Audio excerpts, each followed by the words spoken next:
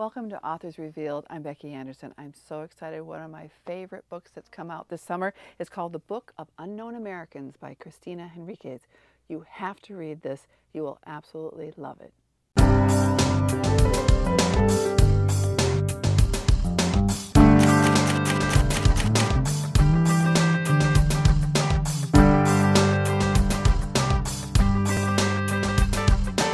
Cristina, welcome to Naperville, and thanks for coming to Anderson. Thanks for having me. I want to tell you how much I enjoyed this book, and I met you for the first time at a luncheon that our Random House, Knopf, who published your newest book, we had a lunch, and that was the first time I met you, and I read the book as soon as I got home. I started to read it. Absolutely loved it. And there's certain voices that have remained in my head, you know, and it's not just their voice, but it's the way they speak, but it's also the heart of who they were that has stayed with me for a long time, especially Alma has stayed with me. But this book, you know, The Book of Unknown Americans, where did the spark come from? Because the book's only, well, it's been out for maybe, what, 5 weeks now? About a month, yeah. About a month? Yeah, but where did the seed for this start to grow? It's so hard to pinpoint exactly where anything comes from. But I think there were two things that were simultaneously working in concert. And one was that my mom is a translator for the school district in Delaware, which is where my parents live and where the book is set. Okay, that's why I was wondering where Delaware came from. Well, I was born in Delaware too. Okay, that answers that. But she works with a lot of immigrant families, and in particular families with kids who have special needs. So I hear these stories that she tells me about the families that she's working with. And, you know, they made a big impact on me, just the basic idea of what a parent goes through to take care of their kid, protect their child, you know, the kind of life that they might even leave behind and bring their child here to have.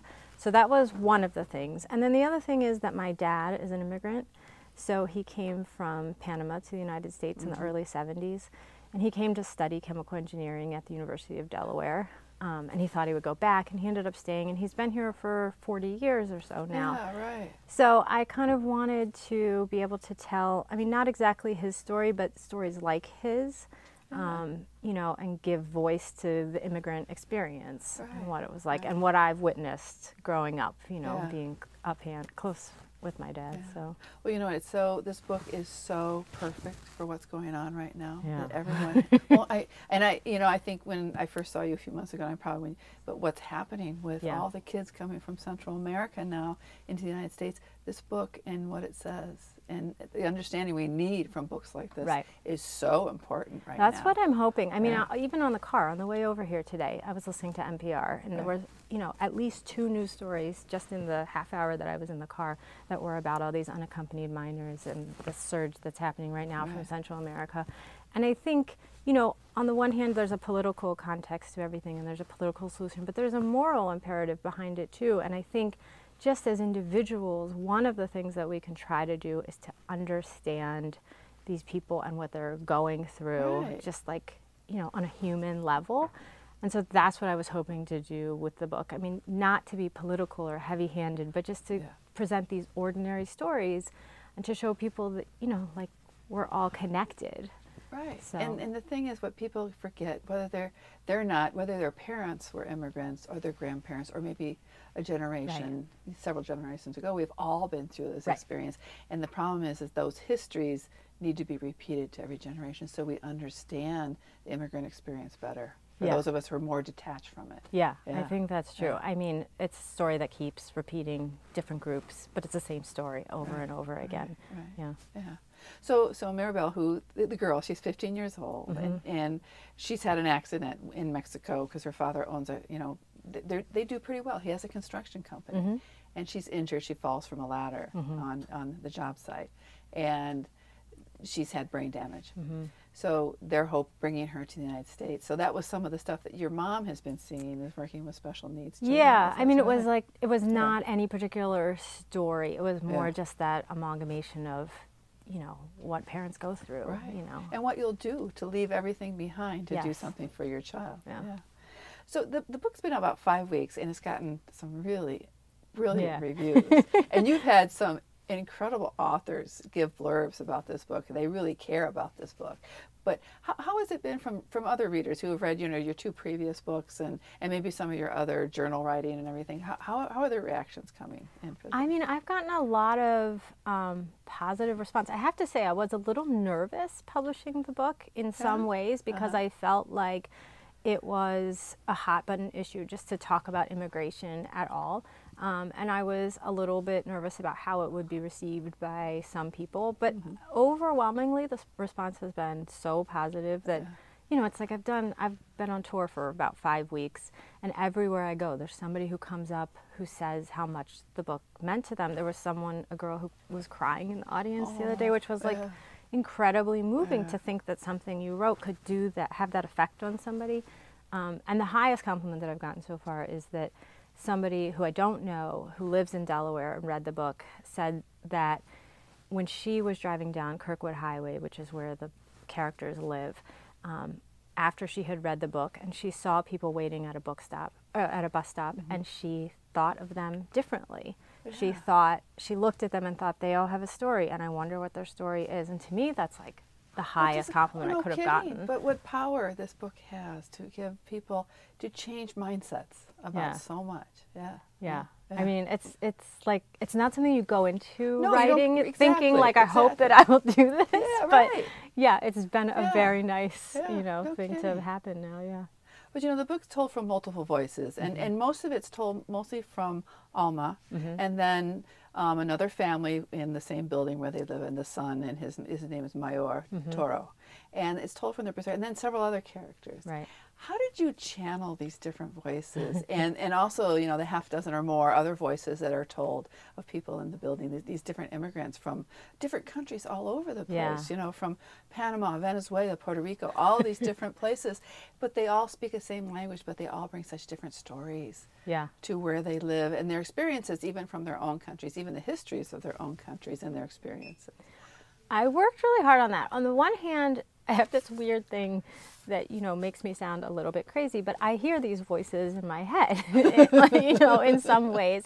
So, like, the first draft of getting their voices down on paper was really easy for me to, and to differentiate them even to some degree was easy for me. Yeah. But then going back in, I really wanted to make sure they all sounded authentic and they all had their own individual story that were very different from each other.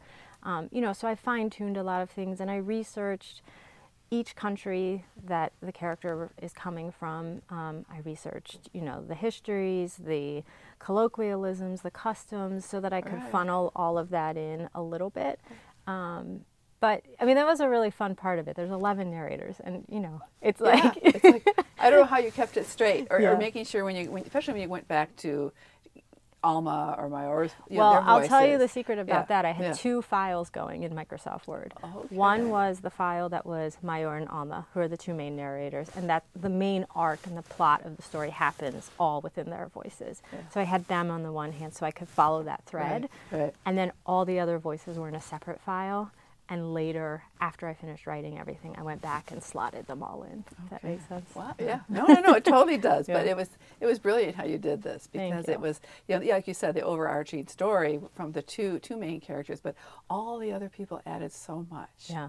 And even the title of the book comes from the one character who says, I can be walking down the street, I work hard, I love my family, I do everything right, but yet people don't notice me. Right. Or they look at me with hatred and fear and all these types of things, and that we are the unknown Americans. Right. And the ones that people don't even want to know is what he says. Yeah. And I thought that's so powerful, but so true. And I think a book like this has so much power, because when you think of fiction and you think of what the real world is out there, and that's what oral histories, whether you're listening to NPR or it's StoryCorps, or you're listening to all these different places, where you can listen to oral histories, people's real stories.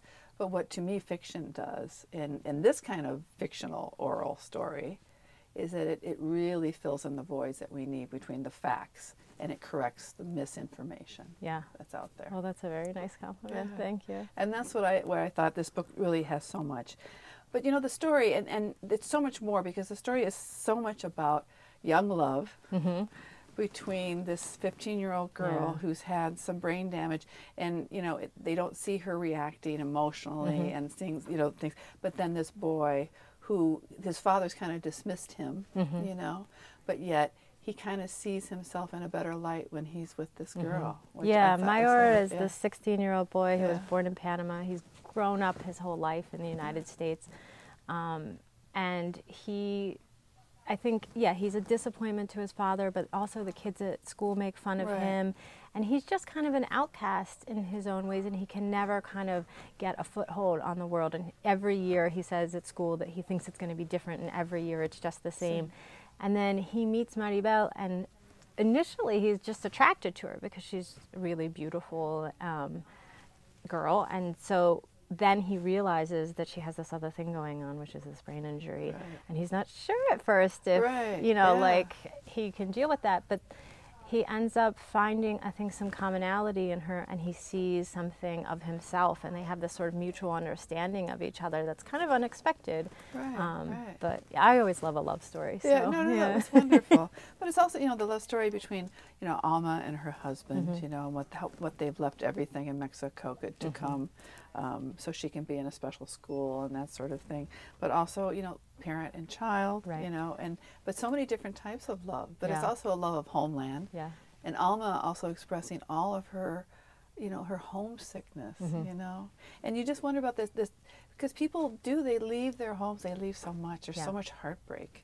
When you leave somewhere to start fresh, that pilgrimage, but also you're looking to another side, but you're leaving so much behind. There's a scene, it's a really small scene, a quiet scene, where Arturo, who is Alma's husband, who had come from Mexico, they all came together, he's looking for a bowl in the kitchen, and he can't find the bowl they used to use, and he's asking her, did they bring it with them? And she's like, no, we didn't have that bowl, we left it behind. And he gets so upset that they don't have that bowl anymore, and she looks at him and she realizes that it's, you know, it's not about the bowl, it's about everything that they've left behind. So, you know, I asked you about, you mentioned some about the research you did, but did you research anything, well, even talking to your dad about his experiences coming in the early 70s, coming from Panama and how it felt, but also, you know, even talking about, you know, kids with special needs and that sort of thing, and the different types of immigrant experience, because like you said, you know, the Riveras are coming for one reason, but then the Toros came and they're already assimilating it sort of somewhat into American culture. They become U.S. citizens, you know, all these different things. So it was so different to see in this one building where these people live the different stages of how their experience in America is changing. I mean, I think that was one of the goals for me too, was to, you know, I think there tends to be, or we sometimes tend to think that the immigrant experience is one thing, that it's somehow monolithic. And, you know, I wanted partly to kind of attack certain stereotypes head on, and to give people a different idea of what it means to be an immigrant, you know, than the idea that maybe you typically hear in the media or wherever. So You know, and also too, it's you know, here Arturo has left this construction company. You know, he's left everything, and he comes to the United States, and this is the other thing, the pride which people have, and he takes a menial job. He's sorting mushrooms in the dark, all day. All day. And then also too, what's his first name? Toro. Raphael. Yes, and he becomes, you know, just a line cook in a diner. And what people, and also too the traditional roles, which is I thought so interesting, that women have in Hispanic cultures and stuff, that those immigrants who come sort of stay in those roles, which I thought was, you there's know, an expectation that they will still be like, so for example, Raphael doesn't want his wife to work outside of the home, and even though they're struggling financially and she offers to go get a job and would like to go work, he makes it very clear that that's not acceptable, basically. You know, everything that happens in this book, it has so many elements. There's parts where you laugh. There's some really great humor. No, there is. And there's joy, but there's heartbreak and all these different things. But it also felt so real. These people aren't self-pitying. You're not feeling sorry for them because they're doing that to themselves so much. And that would have been an easy trap to fall into for as a writer. So how did you keep from doing that, or was that not a problem? It wasn't really a problem, although I mean I do remember having a conscious thought at one point, and it actually worked itself into some bits of dialogue that are not in the book anymore. But I had a scene where I had Alma complaining about something in the United States, and Arturo saying to her, like, you can't sound like that. We can't be one of those, you know, people.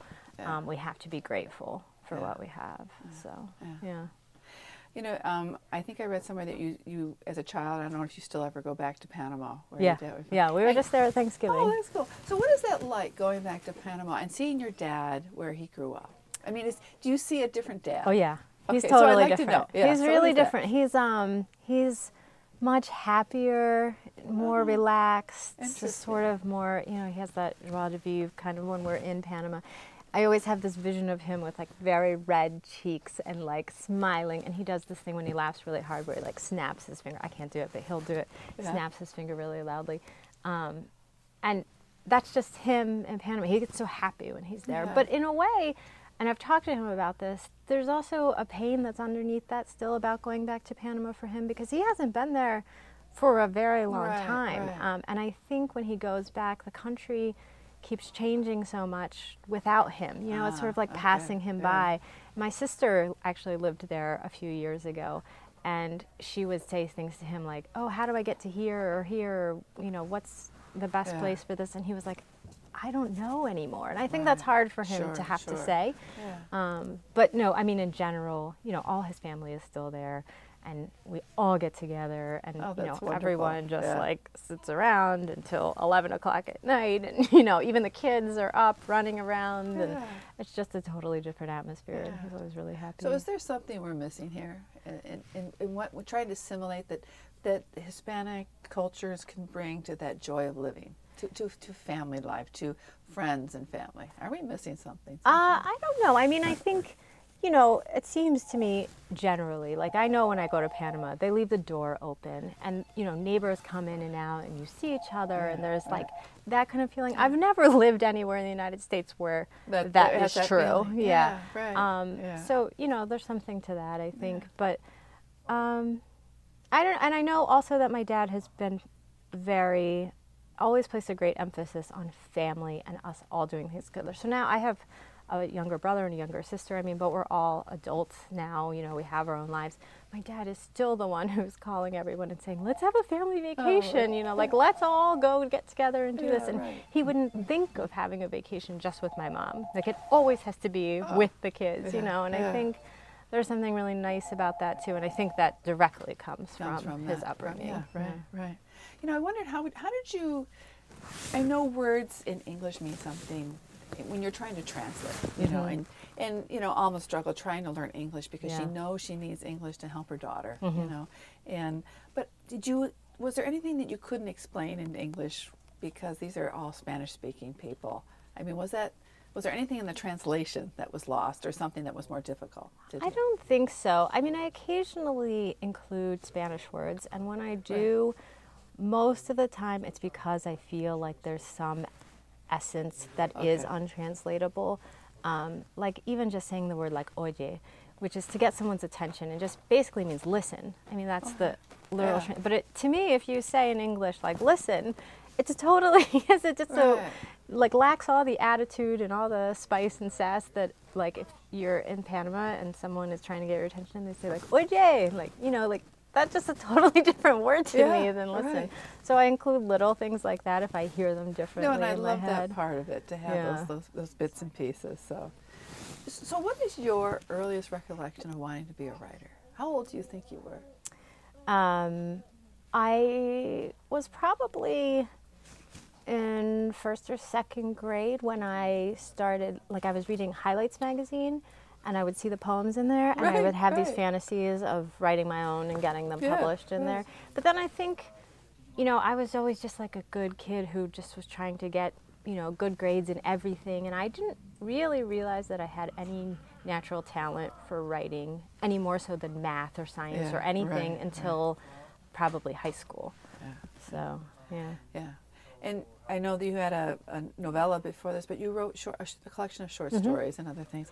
Was that hard you know, the short story, you know, that whole genre and writing a short story is so different than a full-fledged, even though this one to me is so unique because you've told it in so many voices. Yeah. Was it hard to switch into writing that full-blown novel that first time from writing short stories or stuff that you submitted to different journals or publications? Yeah, it was hard the first time and the second time.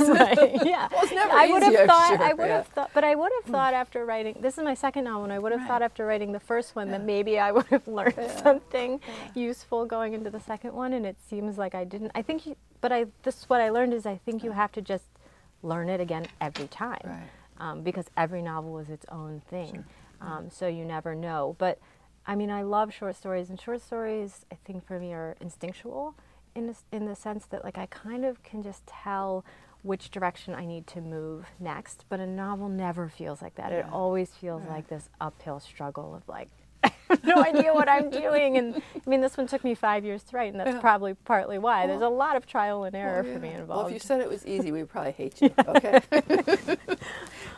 So you know what, this book, and I thought it's a great crossover for high school or young adult readers. It's just, I think so many kids should read this book, some older readers.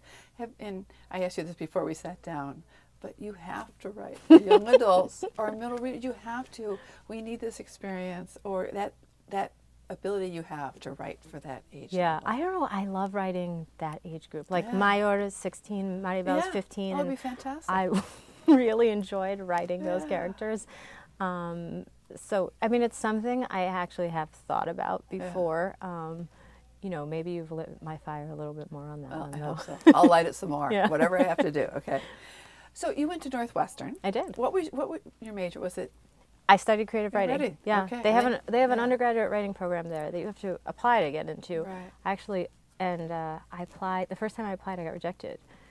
So you're supposed to do it your junior year, but I didn't get in, and I was devastated. I mean, you look back at my journal entries. You know, they're so like angsty. I'll never write again. Like, but then somehow I picked myself up and I decided I would apply again, though I wouldn't tell anybody that I was going to apply, because in case I didn't get in, I didn't want to tell everyone that too. But I got in the second time, so I did it my senior year, and it was a great experience. Fantastic. Yeah. And then you went on to the Iowa's Writers Workshop and everything. Yeah. And you taught at Northwestern. Are you still teaching some at Northwestern? A little bit. I'll be teaching there in the spring in their graduate program. Okay. Yeah. So what is that number one piece of advice that you got is, you know, building your writing career and learning about it, that you would share with a student? Oh my gosh, that's hard. I know that's hard. Just nail it down to one, but that is really tough. I mean, I think between the two schools, one of the things that I come back to again and again, and it's not so much advice, but it's more about a state of mind, which is something that Frank Conroy, who used to direct the Iowa Writers Workshop, had said to us, which was, have faith in the process, not in the product, which is always very, something that gives me a lot of fortitude in the dark moments of writing, where I'm like, I don't know where this is going. I don't know if I can finish this thing. You know, I don't know if this is worth anything, if anyone's going to like it at the end. You know, you have all these thoughts at points along the way. And I think it's useful to think about it that way, that it's like, it's not about the thing you create. It's about, you know, the process of writing that thing. So I always come back to that. Oh, that's great. So what are you working on now? Are you sort of taking a break? Because I know this. I'm on a little bit of a break, but I've got some ideas that are churning. All right. So yeah. Okay. Well, good. We're counting on that. Yeah. Okay. Yeah. All right. So I end these interviews with a little quiz, and you may have seen some of these. So this is lightning round. So whatever occurs to you first. You know all the answers. So absolutely no pressure here. Okay. Favorite book when you were young? Johnny Tremain. Oh, I love Johnny Tremain. Okay. How about something in high school? Something you maybe had to read for required reading, but it stayed with you. Slaughterhouse 5. Okay. How about something at Northwestern that you studied, or maybe that, you know, or Iowa, you studied maybe at the Iowa's Writers Workshop? I mean, I remember really loving reading like modernist poetry. At Northwestern, actually, like William Carlos Williams, Ezra Pound, like Marianne Moore, like that kind of stuff. I don't know why I got really into that. Well, I think it shows in your writing, because you write, it's just beautiful prose. Thank you. So, okay, how about a book you've been an evangelist for? You could not tell enough people that they had to read it. Oh, most recently, there's a book that came out earlier this year called Prayers for the Stolen by Jennifer Clement that got not as much attention as it deserves at all. It's gorgeously written. I mean, I was dog-earing every single page. It's just okay. like, I finished the book and I thought to myself, that's the book I wish I had written. Yeah. You know, which Yeah. it was like, I just thought it was perfect and amazing. So. All right. Have you ever faked reading a book? I try not to, although probably I No, have. I'm talking about maybe back in high school or Probably I something. have, yeah. Okay. Okay. How about your favorite Latino writer or book from that perspective? Juno Diaz. Drown Yeah. still, but I prefer Drown, I think, still, yeah, so of that's all interesting. his Yeah, books. right. So. Okay. What is your least favorite word? Oh my gosh. I don't know. All I can think about is my children crying and whining. Like, that's not Whining? a word. Well, but no, but whining. Yeah, I'll go with like, that. I remember that maybe too. that. Okay. And what do you sit down when you want to curl up with your son or your daughter, when you want to curl up and read something? Oh gosh. What do we sit down and read? Like, well, they're up to totally different ages. So right now, reading a lot of Curious George. Okay. Seems like. Love that monkey. Yeah. That's good. Well, Cristina, thank you so much. 100% on that quiz. Thank you. But congratulations on Thanks. this absolutely fabulous book. And thanks for coming and sitting and talk with me. No, thanks for having me.